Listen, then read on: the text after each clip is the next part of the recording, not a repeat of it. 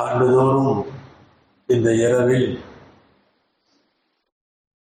பத்ரு போர் குறித்து, அந்த போரினால் உம்மத்திற்கு கிடைத்த பயன்கள் குறித்து, அந்த போரிலே இருந்து இந்த உம்மத்து என்ன பாடமெல்லாம் படிக்க வேண்டும் என்பதை குறித்தெல்லாம் ஒரு நினைவூட்டும் இரவு இந்த இரவு.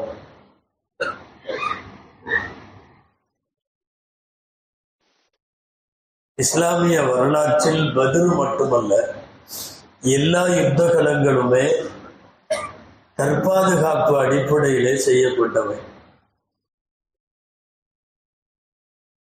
வம்பாக ஒரு இடத்துல போய் போர் செய்து அந்த நிலத்தை ஆக்கிரமிப்பதோ, அங்கே ஆட்சியை நிறுவுவதோ, ஒரு சர்வாதிகார பாணியில் நடந்து கொள்வதோ இஸ்லாமிய போர்களின் அடிப்படை அதுவல்ல.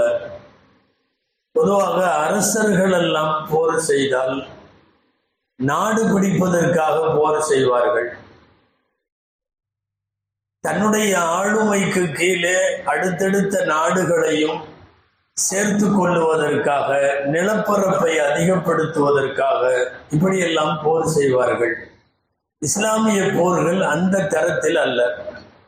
ஒன்று வம்புக்கு வந்தவனிடத்திலே சண்டை போடுவதாக இருக்கும், அல்லது அவன் வம்பு செய்ய போகிறான் என்று தெரிகிற போதே அவனை தாக்குவதாக இருக்கும். நன்றாக தெரிந்தால், அதாவது பாம்பு வந்துருச்சுன்றது வந்து கடிச்ச பிறகு அடிக்கிறது முட்டாள்தனம் அல்ல. வந்துருச்சு பாம்பு, வேற வழி இல்லை, அடிச்சுதான் ஆகணும். இல்ல அது வரட்டும், மேல வந்துடட்டும், ஊறட்டும், கடிக்கட்டும்னு பார்த்தா இவன் இருக்க முடியாது. ஏதாவது உடலில் ஏற்படுகிற ஒரு கொப்பளம், மருத்துவம் பார்த்து சரி செய்ய வேண்டுமே தவிர உறுப்பையே எடுக்கிற அளவுக்கு நிலைமை போக முதல்ல விடக்கூடாது. முன்னாடியே மருத்துவம் பார்க்க வேண்டும். எனவே கடிப்பதற்கு முன்னால் பாம்பை அடிப்பது போல், ஒரு காலை அல்லது விரலை எடுப்பதற்கு முன்னால் வைத்தியம் பார்ப்பது போல், இஸ்லாத்தின் சார்பாக நடைபெற்ற போர்கள் எல்லாம் இந்த அடிப்படையிலானவை. பத்ரும் அந்த வகையில உள்ளதுதான். முதன்முறையாக பெருமானார் ஸல்லல்லாஹு அலைஹி வஸல்லம் தலைமை ஏற்று போர் நடத்துகிறார்கள். பொதுவாக எல்லாவற்றிற்கும் முன்மாதிரி நபிகள் நாயகம் ஸல்லல்லாஹு அலைஹி வஸல்லம் என்கிற போது, போருக்கு மட்டும் நாம் வேறு யாரிடத்திலாவது போய் பாடம் படிக்க முடியாது. போரையும் அவர்கள் தான் நடத்த வேண்டும். அவர்கள் தலைமையிலே போர் நடக்க வேண்டும். ஒரு போரிலே எந்த மாதிரி நடந்து கொள்ள வேண்டும் என்பதையும் ரசூலுல்லாஹ் தான் சொல்லி தர வேண்டும்.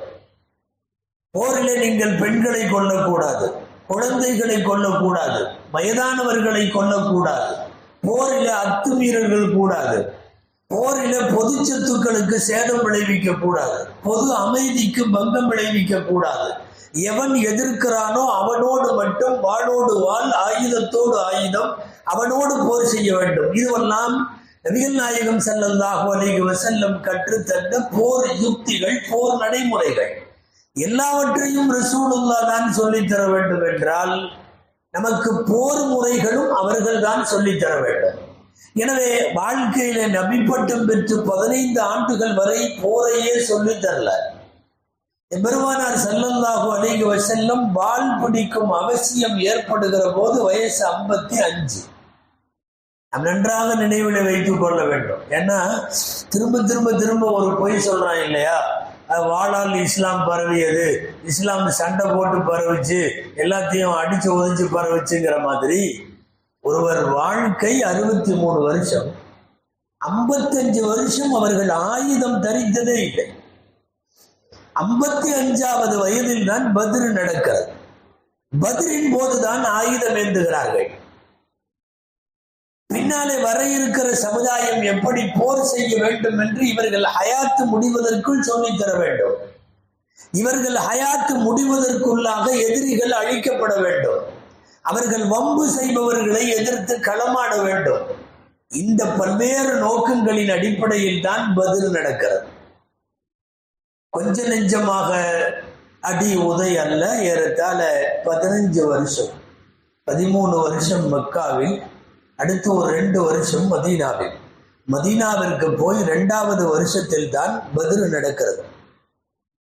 இப்ப 15 ஆண்டு காலங்களாக ஒரு சமூகத்தோடு போராடி சரி வேற ஊர்லயாவது போய் நிம்மதியா இருக்கலான்னு போய் இருக்கும்போது அந்த ஊரிலையும் இவன் விடமாட்டேன் என்று பம்பு கட்டுகிற போது, மல்லுக்கு நிற்கிற போது வேற வழி இல்லை, எதிர்த்து போரிட்டாக வேண்டும். ஒரு பிரம்மாண்டமான போர் நடக்கிறது, பத்ர் போர். ஆண்டுதோறும் ஏன் சொல்லி கொடுக்கிறோம்னா அடுத்த தலைமுறைக்கு பத்ர் என்பது அது அதனுடைய ஈரப்பதத்தோடு சொல்லப்பட வேண்டும். பத்ர் என்பது ஒரு ஆறாத வடுவாக இந்த உம்மத்தில் அடுத்த தலைமுறைக்கும் சொல்லப்பட்டு கொண்டே இருக்க வேண்டும். சும்மா ஒரு கற்பனை. பத்ர் இல்லைன்னா இஸ்லாம் இல்லை, பத்ர் இல்லைன்னா இன்னைக்கு இருக்கிற 200 கோடி முஸ்லிம்கள் இல்லை. பத்ர்னு ஒண்ணு இருந்து ஜெயிக்கல அப்படின்னு சொன்னா உலகத்தின் எந்த நாட்டுக்கும் இஸ்லாம் போயிருக்காது. ரசூலுல்லாஹி ஸல்லல்லாஹு அலைஹி வஸல்லமுடைய வார்த்தையிலேயே சொல்றதுன்னா அவங்களே சொன்னாங்க, அல்லாஹ் இந்த படை தோற்று விடுமானால், இந்த பத்ரில இருக்கிற இந்த படை அழியுமானால் உன்னை வணங்குவதற்கு பூமியிலே ஆள் இருக்காது, யாரும் இல்லை முஸ்லிம்கள். இத்தகலிக்கு ஹாதிகள் ஐசாபா துவாவுடைய வார்த்தை, யா அல்லாஹ் இந்த படை ஹலாக்காகி போய்விடுமானால் ஃபலா துஅபத் அபதா, எந்த காலத்திலேயும் யா அல்லாஹ் நீ வணங்கப்பட மாட்டாய். அப்போ உன்னை வணங்குவதற்கு ஆள் வேண்டுமானால் அது பத்ருடைய வெற்றியின் மூலம் மட்டும்தான் சாத்தியம்.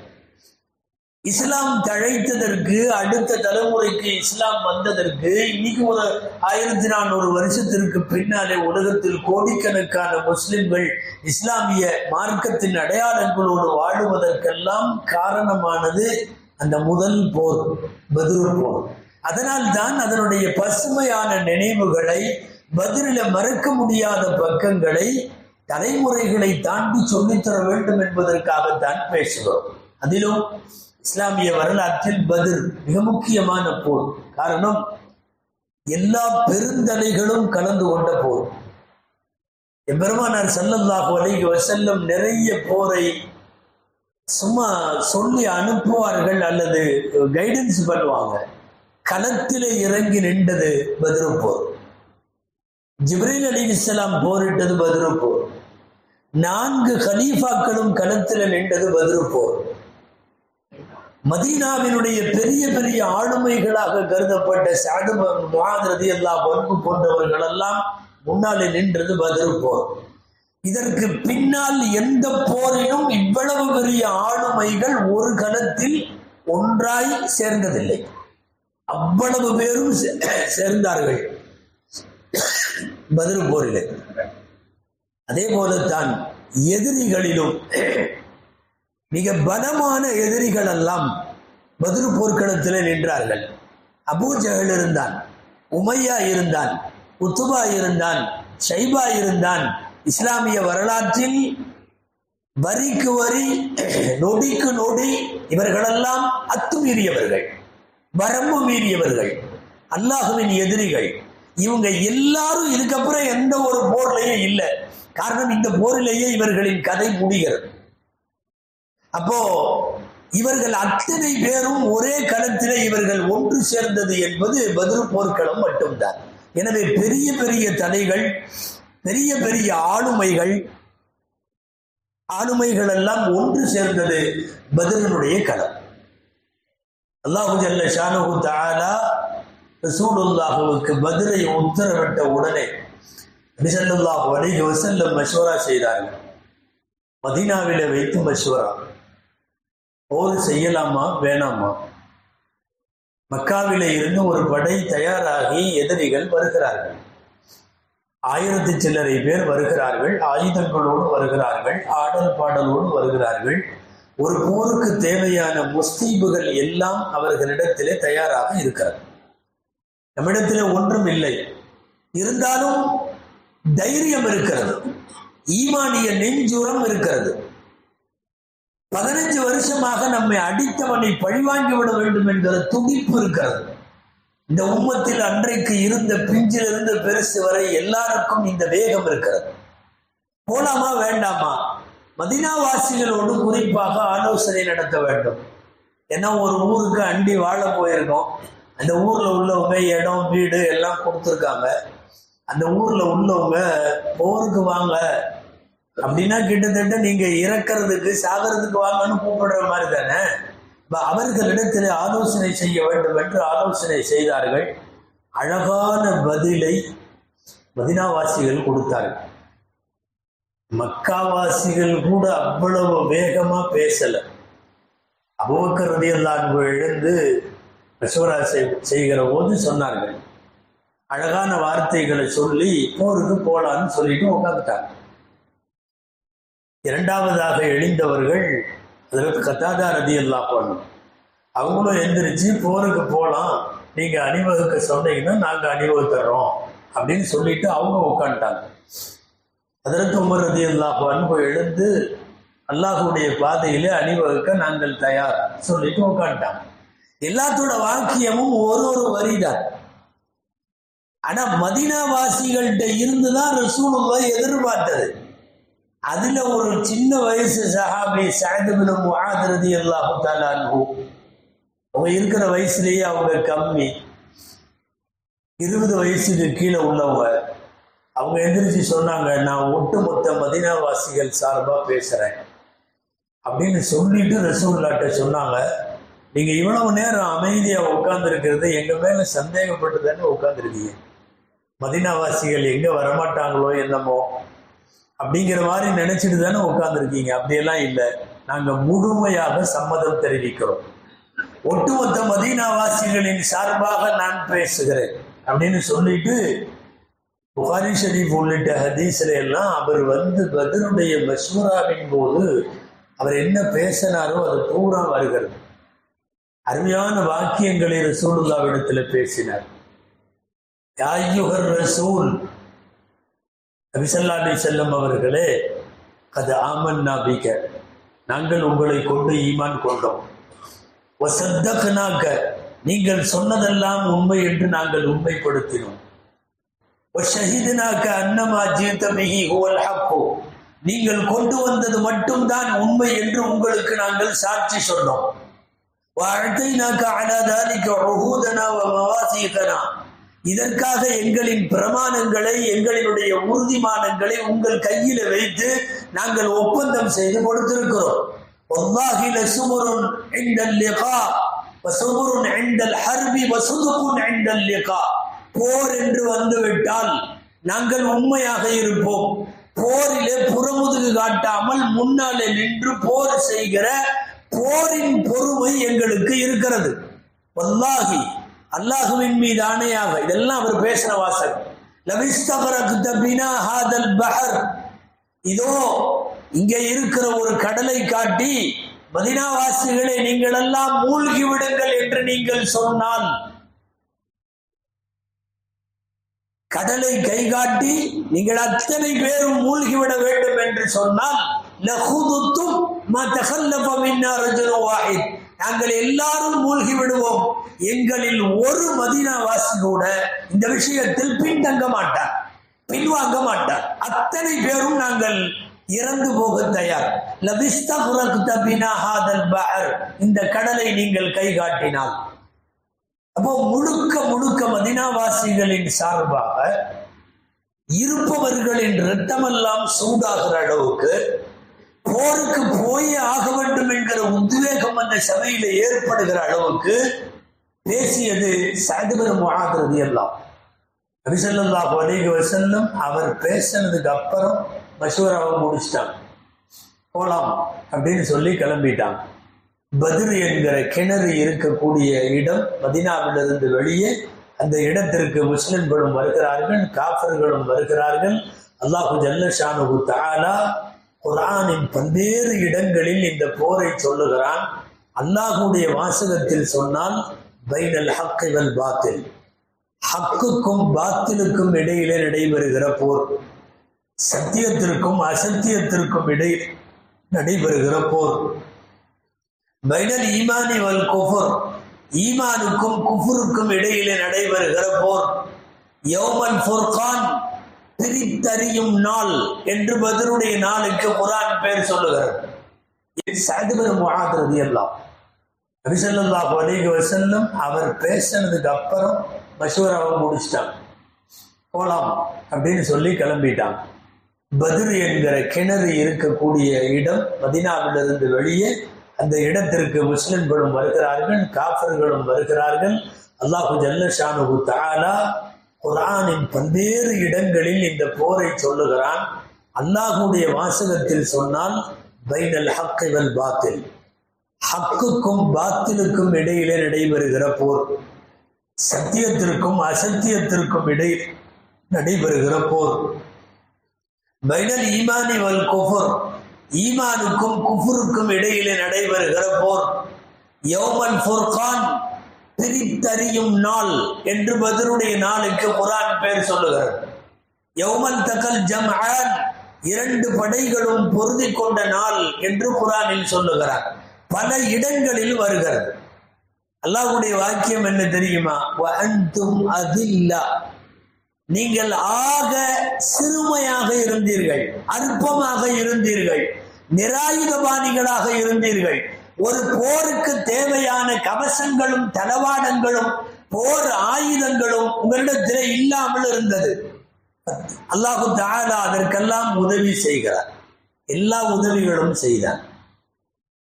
அன்பிற்குரியவர்களே, பத்ர் என்பது ஈமான் பெரியதா, ஊர் உலகத்தின் உறவுகள் பெரியதா என்று முடிவு செய்த நேரம். எல்லா உறவை விட ஈமானிய உறவுதான் ஆக பெரியது என்பதை முஸ்லிம்கள் களத்திலே நிரூபித்த தருணம் அது. எல்லாம் நிரூபித்தார்கள். தந்தையும் மகனும் போர் செய்கிறார். அபூபக்கர் ரலியல்லாஹு அன்ஹு இங்க, இவங்களுக்கு பெற்ற மகன் அப்துல் ரஹ்மான் அங்க, அபூ உபைதா என்ற ஒரு சஹாபி இங்க, சொந்த தகப்பனார் அங்க. சொந்த தகப்பனாரை வெட்டியும் போட்டார்கள், கொலை செய்து விட்டார்கள் பத்ர் போரில். முஸ்அப் இப்னு உமைர் ரலியல்லாஹு அன்ஹு இங்க, அவர்களுடைய சகோதரர் அபூ அசீஸ் அங்க. நிறைய சொல்லலாம். முழுக்க முழுக்க உறவுகள். தந்தை அங்கே, சகோதரன் அங்கே, மைத்துனன் அங்கே.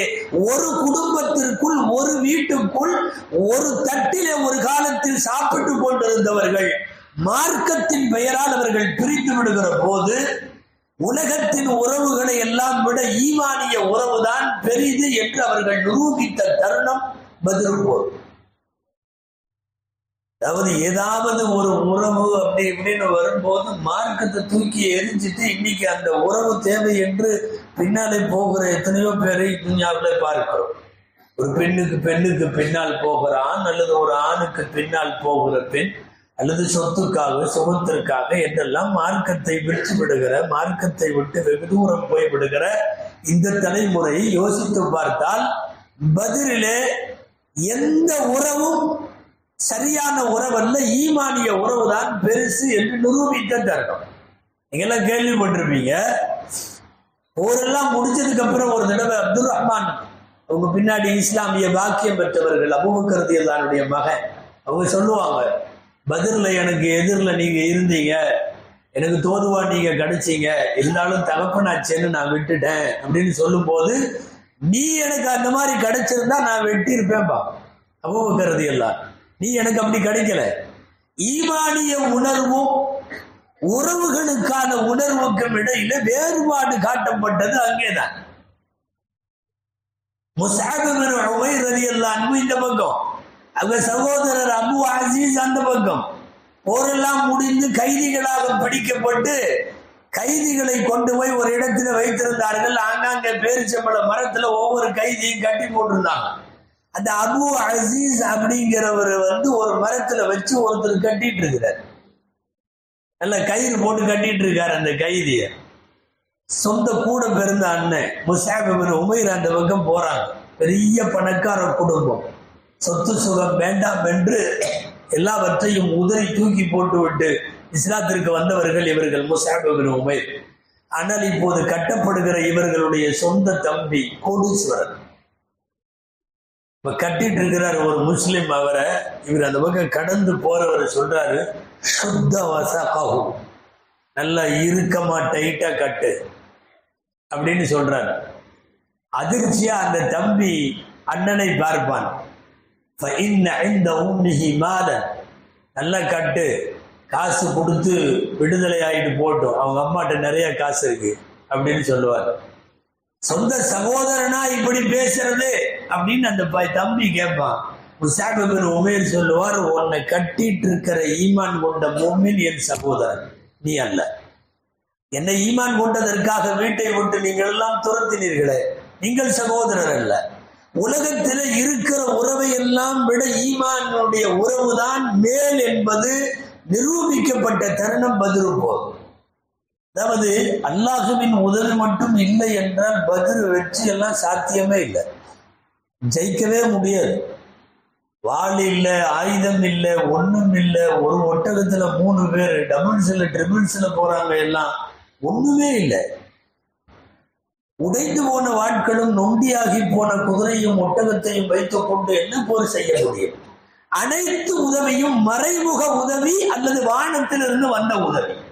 வானத்தில இருந்து மலக்குகள் வந்தார்கள், வானத்தில இருந்து மழை வந்தது, வானத்தில இருக்கிற ரப்பிடம் இருந்து தூக்கம் வந்தது, வானத்தில் இருக்கிற ரப்பிடம் இருந்து எதிரிகளின் உள்ளத்திலே பயம் வந்தது. இது எல்லாமே நாம செய்யற வேலை இல்லை. நம்மளை பார்த்து எதிரி பயப்படணும், இது நாமளா உருவாக்க முடியாது. ரப்பு அந்த பயத்தை போட்டார். எட்டி பார்த்தா கண்ணு கட்டின தூரம் வரை நிக்கிற மாதிரி காட்டணும், கொஞ்சம் தான் நிக்கிறாங்க. அவன் பார்க்கும்போது ரொம்ப கடைசி வரையும் நிக்கிற மாதிரி காட்டணும். 10வது ஜுஸுனுடைய ஃபர்ஸ்ட் பேஜ் எடுத்து பார்த்தா தெரியும். இதில் தகைத்தும் பி அயுனிக்கும் கலீலன் வ யுகல்லிலுக்கும். பார்க்கறதுக்கு அப்படி பார்வையில பிரம்மாண்டமான ஒரு பயத்தை எதிரிகளுக்கு காட்டினான். இது நாம பண்ண முடியாது, அல்லாஹ் தான் பண்ண. போர்க்கள நாளில் நாம் முன்பும் பல முறை சொல்லி இருக்கிறோம், விடிந்தால் போர் என்கிற போது தூக்கம் வந்தது. விடிஞ்சா போர் இருக்கிறப்ப யாருக்காவது தூக்கம் வருமா? காலையில உனக்கு என்ன வேணாலும் நடக்கலான்னு நைட்டு நம்மளை கூப்பிட்டு சொல்லிட்டாங்கன்னா விடிய விடிய தூங்குவோமா? வீட்டுக்கு வெளியே ஒரே ஒரு போலீஸ் நைட்டாவே தூக்கம் வராது. எதுக்கு நிக்கிறாங்க, என்ன நிக்கிறாங்க? காலையில வாழ்வா சாவா யுத்தக்களம், நிம்மதியா தூங்குனாங்க. இது நாம் கொடுக்க முடியாது, நாம் எடுக்க முடியாது. ரப்பு தந்த தூக்கம். ஒரு மழை அன்றைக்கு தேவைப்பட்டது, அதிகாலையில் மழை பெய்தது, ரப்பு கொடுத்தது. மலக்குகள் வருகை தந்தார்கள், ஜிப்ரீல் வருகை தந்தார். முக்கியமான மலக்குகள் எல்லாம் அணிவகுத்து போர் செய்தது பத்ரு போர். குர்ஆன் 3 இடத்தில் மலக்குகள் பத்ரிலே வந்ததை பேசுகிறது. 1000 மலக்குகள், பிறகு 3000 மலக்குகள், பிறகு அது 5000ஆக மாறி 5000 மலக்குகள் களத்தில் இருந்த வரலாற்றின் ஒரே போர் பத்ரு போர் மட்டும். போர் செய்தார்கள்.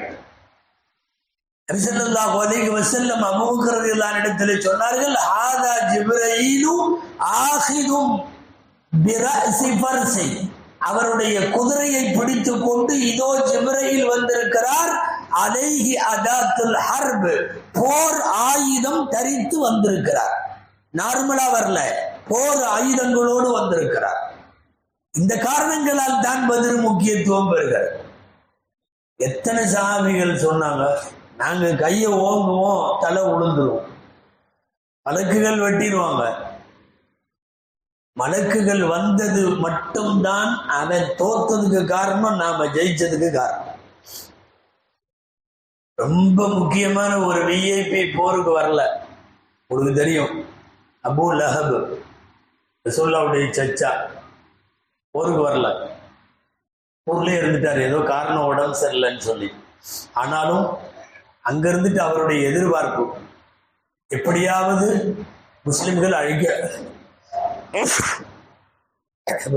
அழிக்கப்பட வேண்டும். போர் முடிஞ்சு எல்லாம் வந்தாங்க. வந்துட்டு இருக்கிறவங்கள்ட்ட ஊர் எல்லையிலேயே நின்று விசாரிக்கிறார். பத்ரு முடிஞ்சு வர்றவங்கள்ட்ட என்ன ஆச்சு என்ன ஆச்சு அப்படின்னு கேட்கிறார். முன்னாடி வந்தது அபூ சுஃபியான். அபூ சுஃபியான் தான் கேட்டாங்க, என்ன ஆச்சுன்னு கேட்டார். அபூ சுஃபியான் சொன்னாரு, என்னத்தை சொல்றது, நம்மாளுங்க 70 பேர் யார் யாரோ வந்திருக்கிறாங்க, வெள்ளை உடையில இருக்கிறார்கள், முன்ன பின்ன நம்ம அவங்கள பார்த்ததில்லை. ஒரு மக்காவுக்குள்ள கண்டிப்பா பார்த்துருக்கணுமல்ல, யாரா இருந்தாலும் இதுவரையும் பார்த்ததில்லை. சில பேர் வானத்துக்கும் பூமிக்கும் இடையில இருக்கிற மாதிரி நிற்கிறாங்க. அவங்கள எதிர்கொள்ள முடியல. நம்ம ஆளுங்க பூரா அழிஞ்சாங்க. அபூ லஹப் நிற்கிறார். அவருக்கு பின்னாடி அப்பாஸ் ரலியல்லாஹுடைய மனைவி உம்முல் ஃபதுல் அப்படின்னு அவங்களுக்கு பேர். ரசூலுல்லாஹ்வுடைய சிறிய தந்தையின் மனைவி. அவங்க யாரும் இஸ்லாத்துல அப்ப சேரல. அதுக்கு பக்கத்துல ஒரு அடிமை நிற்கிறார். அவருக்கு பேர் ராஃபியா. அந்த ராஃபியா இஸ்லாத்துல சேர்ந்துட்டார். மனதளவுல முஸ்லிமா இருக்கார். வெளியில காட்டினா இவனுக்கெல்லாம் அடிப்பானுங்க. அதனால அவர் வெளியே காட்டாம இருக்கார். அவருக்கு பேர் ராஃபியா. இப்ப அபூ சுஃபியான் சொல்லிட்டு இருந்தார்ல, யார் யாரோ வந்தாங்க, வானம் பூமிக்கு இடையில நிக்கிறாங்க, வெள்ளை உடை போட்டிருக்காங்க, அவங்கள கண்ணால பார்த்தோம், அவங்கெல்லாம் தான் நிறைய போர் செஞ்சாங்கன்னு சொல்லும் போது உணர்ச்சியை மீறி சந்தோஷத்துலயோ என்னவோ அந்த அடிமை பேசாம இருந்திருக்கணும். வாயை வச்சுட்டு சட்டம் போட்டார். வல்லாஹி தில்க மலாயிகா, அது மலக்குக, அது மலக்குக அப்படின்னு சட்டம் போட்டாரா இல்லையா? அப்பதான் இவருக்கு தெரியுது இங்க ஒருத்தன் இருக்கானா. இவ்வளவு நேரம் அது தெரியல. ஈமான மறைச்சு வச்சிருந்தவன் உள்ள நம்ம சொந்த கட்சிக்குள்ளேயே ஒருத்தர் இருக்கானேன்னு சொல்லி திரும்பினவங்க நேரா போய் அபூ லஹப் ராஃபிய அடிச்சு கீழே தள்ளி அவன் மேல ஏறி அபூ லஹப் உட்கார்ந்தப்போ இந்த அம்மா உம்முல் ஃபதுல் பார்த்துட்டெல்லாம் இருக்க மாட்டாங்க. அவங்க வீட்டோட அடிமை. அந்த அடிமை அப்பாஸ் ரலியல்லாஹுடைய அடிமை. அப்பாஸ் ரலியல்லாஹு இல்ல, அங்க அவரு வெளியே போயிருக்கிறார். இந்த நேரம் பார்த்து அடிமையை கை வச்சு அடிக்கிறது தப்பு. உள்ள போனவங்க குடிசையில அந்த பந்தல்ல அந்த உருளை கட்டை இருக்குமல்ல, பந்தல் போட்டிருக்கிற பேரிச்சம்பழத்தினுடைய ஒரு உருளைய உருவி ஒரே அடி அபூ லஹப். ஒரு அடிமைய அவனுடைய மௌலா எஜமானர் வீட்டுல இல்லாதப்ப நீ அடிப்பியா? அவன் இஸ்லாத்துல ஈமான் கொண்டானோ இல்லையோ அதெல்லாம் வேற, நீ அப்புறம் பேசு. ஆள் இல்லாதப்ப, மௌலா இல்லாதப்ப நீ எப்படி அவனை கை வைக்கலான்னு ஒரு அடி. அந்த அடி கடைசி வரையும் ஆறல. அந்த அடி உளுந்த 7வது நாள் அபூ லஹப் வஃபாத்து. சொல்ல போனா அந்த அடியிலேயே வஃபாத்து. அதுக்கப்புறம் அவனால எந்திரிக்க முடியல. சமயங்கள்ல தாய் குளம்னு நினைக்கிறோம், ஒரு போடு போட்டா ரூஹே போயிரும் போல இருக்கு. போட்டதுல அபூ லஹபுக்கு மரணம் சம்பவித்தது அதிலே தான். ஆக இதெல்லாம் என்னன்னா வானத்தில இருந்து வந்த உதவி. மலக்குகள் நம்முடைய கையில இல்லை, மழை வருவது நம் கையில இல்லை, நமக்கு உறக்கம் வருவது வந்தது நம்முடைய கையில இல்லை, எதிரிகளின் மனதில ஒரு நம்மை பார்த்து ஒரு அச்சம் வந்தது, இதெல்லாம் நம்ம கையில இல்லை. எல்லாமே ரப்புல் ஆலமீன் முடிவு செய்தார். யார் யாருக்கெல்லாம் என்னென்ன முடிவு தர வேண்டுமோ அத்தனை முடிவையும் அல்லாஹ் எழுதி வைத்திருந்தார். ரசூல் ஸல்லல்லாஹு அலைஹி வஸல்லம் அவர்கள் மீது சில ஆண்டுகளுக்கு முன்னாலே ஒட்டகத்தினுடைய கழிவுகளை யாரெல்லாம் போட்டாங்களோ, அதுல எவனெல்லாம் சிரிச்சானோ அத்தனை பேரும் லிஸ்ட் அவுட் பண்ணி இறந்து போயிட்டான். குறிப்பா அபூஜஹல் ரொம்ப ஆட்டம் போடுறவங்களை எல்லாம் சின்ன பசங்களை வச்சு எல்லாம் முடிச்சிருவாங்கிற மாதிரி அபூஜஹலை கொலை பண்ணது 2 பேர் சின்ன பசங்க தான். ஒருத்தருக்கு பேர் முஆத், ஒருத்தருக்கு பேர் முஅப்பித். 2 பேரும் திடீர்னு போர்க்களத்துக்குள்ள உள்ளுக்குள்ள அவங்கெல்லாம் லிஸ்ட்ல இல்ல, அவங்கெல்லாம் போருக்கு வர்ற லிஸ்ட்லயும் இல்ல. எங்கேயோ வழி தெரிஞ்சு கேட்டு 2 பேர் நேரா போருக்குள்ள வந்துட்டாங்க. முன்ன பின்ன அபூஜஹலையும் பார்த்தது இல்லை. அவங்க சின்ன பசங்க, ஒரு 10-12 வயசு பையன். நேரா போர் செஞ்சுட்டு இருக்கிற இடத்துல ஓரமா அங்க இருந்தவர் அப்துர் ரஹ்மான் இப்னு அவுஃப் ரலியல்லாஹு அவங்கள்ட்ட போய், இங்க அபூஜஹலுங்கிறவன் யாரு அப்படின்னு அவருக்கு ஆச்சரியம். கேட்டு நீ என்ன பண்ண போறேன்னு அவங்களுக்கு அவ்வளவுதான் தெரியும். அவன் செஞ்ச எல்லா இதெல்லாம் தெரியாது, சுருக்கமா இது மட்டும்தான் தெரியும். அவன் ரசூலுல்லாஹ்வை திட்டுறானாமா. அவனை சரி அதுக்கு என்ன பண்ண போறோம், நாங்க அடிக்க போறோம், அவனை கொல்ல போறோம். எப்படிப்பா நீங்க கொல்லுவீங்க, உங்களால முடியுமா? நடக்கட்டும். பல்யமுத்து மின்னல் ஆஜல், தவணை சீக்கிரமா எங்களுக்கு முடியறதா இருந்தா நான் சாவறேன், இல்ல அவருக்கு முடியறதா இருந்தா அபூ ஜஹல் சாகட்டும், தவணை யாருக்கு முன்பதோ அவங்க, ஆனா அடிக்காம விட மாட்டோம். சரி நமக்கு என்னன்னு அவரு காட்டி விட்டாரு, இந்த அவன் தான். அப்படியே உள்ள பூந்து போனவங்க முதல்ல அவனை அடிச்சு வீழ்த்தனது இந்த 2 பசங்க தான். வீழ்த்தி குற்றுயிராக இருக்கிற போதுதான் இப்னு மஸ்ஊத் ரலியல்லாஹு அன்ஹு வருகிறார்கள். ரசூலுல்லாஹ் பார்த்துட்டு வர சொன்னாங்க, என்னன்னா அந்த அபூ ஜஹல் போய் பாரு. வந்து பார்த்தவங்க இப்னு மஸ்ஊத் ரலியல்லாஹு அன்ஹு பார்த்த உடனே சொன்னாங்க, அஹ்ஸாக்கல்லாஹு யா அதுவல்லாஹ், அல்லாஹ்வுடைய விரோதியை அல்லாஹ் உன்னை கேவலப்படுத்துவானாக. கொஞ்சம் உயிர் இருந்துச்சு, அவன் கேட்டுட்டு இருக்கிறான், அல்லாஹ் உன்னை கேவலப்படுத்துவானாக. இப்னு மஸ்ஊத் அங்க ஒரு வார்த்தை சொன்னார், வஹாதா ஷர்ரும் மின் ஃபிர்அவுன் லிஅன்னஹு கதிம அலா தௌபா. இவன் ஃபிர்அவுனை விட மோசமானவன். ஏன் தெரியுமா? இறக்கிற போது ஃபிர்அவுன் தௌபா செய்ய முயற்சித்தான். தௌபா ஏற்கப்படலன்னு வேற, தௌபாவுக்கு முயற்சித்தான். இவன் அதையும் முயற்சிக்கல. இவன் என்ன தெரியுமா பண்ணா? குற்றுயிராக இருந்து உயிர் பெரிய நேரத்திலேயும் பெருமை பேசினான். என்னை விட ஒரு உயர்ந்த உயிரை இதுக்கு முன்னாடி நீங்க எல்லாம் கொண்டிருக்கீங்களான்னு கேட்டான். அது ஒரு திமிர், இறக்கிற போதும் இருக்கிற அவனுடைய உயர் ஜாதி திமிர். அது அபூ லஹப் தலையை வெட்டி இந்த பசங்கள்லாம் பனைமரத்து நொங்கு இது தூக்கிட்டு வருவாங்க, அந்த மாதிரி தூக்கிட்டு வந்தார். மண்டையை தனியா தூக்கி காது வழியா விட்டு ரசூலுல்லாஹ்வுக்கு முன்னாடி கொண்டு வந்து வச்சார். அஹ்ஸாக்கல்லாஹு யா அதுவல்லாஹ். ரசூலுல்லாஹ்வும் அதான் சொன்னாங்க, ஃபிர்அவுனு ஹாதிஹில் உம்மா, இந்த உம்மத்துடைய ஃபிர்அவுன் இவன் தான் என்று சொல்லி ரசூலுல்லாஹ் ஸல்லல்லாஹு அலைஹி வஸல்லம் அவர்கள் சொன்னார்கள். அபூ ஜஹல் உட்பட யார் யாரெல்லாம் பெருந்தலைகளாக இருந்தார்களோ அத்தனை பேரும் அல்லாஹுவால் பட்டியலிடப்பட்டு பத்ர் போர்க்களத்தில் கொல்லப்பட்டார்கள். பத்ருடைய போரினுடைய நிகழ்ச்சிகளின் உள்ளுக்குள்ளே எக்கச்சக்கமான முஅஜிசாக்கள், வரலாறு வழி நெடுகிலும் சாகசங்கள் நிறைந்தது பத்ரு போர், முஅஜிசாக்கள் நிறைந்தது பத்ரு போர். போரே ஒரு முஅஜிசா, அதுக்குள்ள நிறைய முஅஜிசா. ரிஃபாஆ அப்படின்னு ஒரு சஹாபி ரலியல்லாஹு அன்ஹு, யாரோ விட்ட அம்புல ஒரு கண் பெயர்ந்து வந்தது. ஒரு கண்ணோட இதை இப்படி பொத்திக்கிட்டு ரிஃபாஆ வர்றாரு. ரசூல் ஸல்லல்லாஹு அலைஹி வஸல்லம் வந்த உடனே இப்படிங்கும் போது கண்ணு கையில வந்துருச்சு. ரசூல் ஸல்லல்லாஹு அலைஹி வஸல்லம் ரத்த சகதியா இருக்கிற அந்த இடத்தை திரும்ப தூக்கி அதை அப்படி வச்சு பெருமானார் ஸல்லல்லாஹு அலைஹி வஸல்லம் உள்ளங்கையில எச்சி துப்பி அந்த இடத்துல தடவி விட்டாங்க. அந்த கண் மீண்டும் நல்ல விதத்துல ஒட்டி கொண்டது மட்டுமல்ல, வாழ்க்கை பூரா அந்த கண்ணில் ஒண்ணுமே ஆகல, எதுவுமே ஆகாது. இப்படியான நிகழ்வுகள் நிறைய கேள்விப்படக்கூடிய உகாஷா ரலியல்லாஹு அன்ஹு வச்சிருந்த வாள் முறிஞ்சு போச்சு. வாள் உடைஞ்சிருச்சு. உடைஞ்சு மாதிரி வாள் தான் வச்சிருந்தாங்க சஹாபாக்கள்.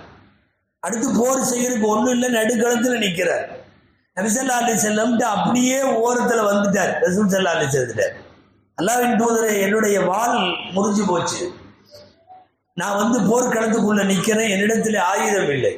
பக்கத்துல கீழே குனிஞ்சு ஒரு மரக்கட்டை எடுத்து கொடுத்தாங்க நபி ஸல்லல்லாஹு அலைஹி வஸல்லம். இதை வச்சு போர் செய்யினாங்க. பெரிய கராமத்தாக வாள் செய்யாத வேலையெல்லாம் உகாஷாவுடைய கட்டை செஞ்சது. அந்த கட்டைக்கு அவுன்னு பேரு. ரொம்ப காலமா எல்லா போர்லையும் எல்லாரும் வாள் வச்சிருக்கிறப்ப கூட இவர் வைக்க மாட்டார், இவர் அந்த கட்டை தான் வச்சிருப்பார். அதுக்கு பின்னாடி அபூபக்கர் ரலியல்லாஹு காலம், உமர் ரலியல்லாஹு காலம், உஸ்மான் ரலியல்லாஹு காலத்துலதான் வஃபாத் ஆகுறாங்க உகாஷா ரலியல்லாஹு. அது வரைக்கும் அந்த கட்டை தான். ஏங்க எல்லாரும் வாள் எடுத்துக்கலாம்ல, இது ரசூலுல்லாஹ் கொடுத்த கட்டை. என்ன ஸ்பெஷல் தெரியுமா? அடிச்சுட்டு திரும்ப கைக்கு வந்துடும். இந்த ரிமோட் ஸ்ப்ரிங் மாதிரி நீங்க எதையாவது விட்டா காந்தம் மாதிரி போய் எங்க அடிக்கணுமோ அடிச்சுட்டு கட்டை திரும்பி வந்துடும். அந்த கட்டையை யார்கிட்டையும் கொடுக்கல அவங்க. ஹஜ்ரத் உகாஷா ரலியல்லாஹு அன்ஹு சஹீஹான ஹதீஸ்கள்ல உகாஷாவுடைய முழு அறிவிப்பும் வருகிறது. அஹதின் கதஅத்தி யதிஹி ஸைஃபுஹு, அவர் கையில இருந்த வாள் முறிந்து போனது. ஃபஅதாஹு ஜஸ்லம் மின் ஹதபின், ரசூலுல்லாஹ் கட்டையாலான ஒரு வாளை கொடுத்தார்கள். ஃபஹஸ்ஸஹு ஃபஆத ஃபீ யதிஹி, அவர் வீசுவார், அது மீண்டும் கைக்கு வரும். பெருமானார் ஸல்லல்லாஹு அலைஹி வஸல்லமினுடைய சின்ன சின்ன முஅஜிசாக்கள் என்று பத்ருக்குள்ள எக்கச்சக்கமான முஅஜிசாக்கள். ஆண்டுதோறும் பத்ர் பேசப்படுகிறது. ஈமானிய உரத்தை பதில் தர வேண்டும். எல்லா உறவையும் விட அல்லாஹுவோடு ரசூலோடு நமக்கு இருக்கிற உறவுதான் ஆகச் சிறந்தது என்கிற உணர்வு வர வேண்டும். உலகத்தில் எதை இழந்தாலும், தாய் தந்தை குடும்பம் மனைவி மக்கள் காசு பணம் வீடு வாசல் எல்லாம் போனாலும் ஈமான் மட்டும் போகக்கூடாது என்கிற பாடத்தை சொல்லுவது பத்ருடைய யுத்தகலம். பத்ர் தரக்கூடிய எல்லா பாடங்களை விட இந்த பாடம். பத்ரிலே கலந்து கொண்ட அந்த பெருமக்கள், அதாவது அதுக்கு பின்னாடி உள்ள போர்கள்ல எல்லாம் நிறைய பேர் இருந்தாலும், வசதி வாய்ப்புகள் எல்லாம் இருந்தாலும், மிகவும் கஷ்ட காலத்தில் பஞ்ச காலத்தில் சாப்பாட்டுக்கு வழியில்லாத ஒரு காலத்தில் முதலாக ஒரு புனித ரமதானில் கடமை என்கிற போது இறப்பதற்காக போனவர்கள் நிறைய பேர், துவா செஞ்சுட்டு போனவங்க நிறைய பேர். யாரெல்லாம் என்னை ஷஹீதாக்கிறது. எல்லாருக்கும் கிடைக்கவில்லை பாக்கியம், ஒரு 14 பேருக்கு தான் கிடைத்தது. அவர்களில் 70 பேர் கொள்வதற்கு காரணமாக இருந்தவர்கள் என்று சொல்வதை விட, இந்த மண்ணில் இஸ்லாம் தழைப்பதற்கு காரணமாக இருந்தவர்கள் இந்த 313 பேரும். களத்துல 308 பேர், ஆங்காங்கே பணிகளிலே மிச்சம் உள்ளவர்கள். இந்த 313 பேரால் மட்டுமே இஸ்லாம் இஸ்லாமாக உலகத்திலே நிலைத்தது. அவர்களின் சிறப்புகள் எவ்வளவோ. இப்ராஹீம் அலைஹிஸ்ஸலாம் சொல்லுவார்கள், நாங்களும் பத்ரிகள். பத்ர்ல கலந்துகிட்டவர்னு சொன்னாவே அல்லாஹுடைய அரிசி வரைக்கும் மரியாதை இருக்கு. எங்களுக்குள்ள மலக்குகள்லையும் பத்ர்ல வந்த மலக்குகளுக்கு தனி மரியாதை இருக்கு. எல்லா மலக்குகளை போல் அல்ல. பத்ரிலே கலந்து கொண்ட பெருமக்களை பற்றி நிறைய நூல்களில் நிறைய எழுதப்பட்டிருக்கிறது. ஒரே ஒரு செய்தி சொல்லி முடிக்கலாம். சஹீஹுல் புகாரி உடைய விரிவுரையாளர்களிலே மிக முக்கியமான பெரிய ஆலிம் அல்லாமா ஜுர்கானி ரஹிமஹுல்லாஹ். ஜுர்கானி அவங்க எழுதுறாங்க, பத்ர் சுஹதாக்களினுடைய பெயர் சொல்லி அவர்களின் மூலமாக துஆ கேட்டால் துஆ கபூலாகும். எழுதுவது உலகத்தினுடைய மிக உயர்ந்த புகாரி ஷரீஃபினுடைய விரிவுரையாளர். ஒரு 1000 ஆண்டு காலமாக இந்த உம்மத்தினுடைய அனுபவம் என்ன தெரியுமா? பத்ர் சுஹதாக்களின் பெயரால் கேட்கப்படுகிற துஆக்கள் கபூலாகும். எத்தனையோ விஷயங்கள் அல்லாஹ் என்ன நன்மையை நாடுகிறானோ, எதை எப்போது கொடுக்க நாடுகிறானோ கொடுக்கலாம். ரப்பிடத்திலே கேட்க வேண்டும். பத்ர் சுஹதாக்களுடைய பொருட்டாலே கேட்க வேண்டும். பத்ர் நமக்கு ஈமானிய பாடத்தை தரட்டும். அல்லாஹு ஜல்ல ஷானஹு தஆலா பத்ரீன்களை பொருந்தி கொள்வானாக. பத்ர் சுஹதாக்களின் அந்தஸ்துகளை அல்லாஹ் மறுமை வரை உயர்த்தி தருவானாக. பத்ர் சுஹதாக்களுடைய பொருட்டால் அல்லாஹ் நம்முடைய தேவைகளை எல்லாம் நிறைவேற்றி வைப்பானாக. ஆண்டுதோறும் பத்ர் சுஹதாக்கள் பெயரிலே துஆ செய்வது வழக்கம். இன்ஷா அல்லாஹ் அப்படியே இருங்கள். ஒரே ஒரு சூரா யாசின் பத்ர் சுஹதாக்களுக்கு ஈசால் தவாபாக யாசின் ஓதப்படும். அதற்கு பிறகு பத்ர் சுஹதாக்களுடைய 313 பெயர்களும் சொல்லப்பட்டு துஆ செய்யப்படும். அல்லாஹ் நம் துஆவை ஏற்பானாக.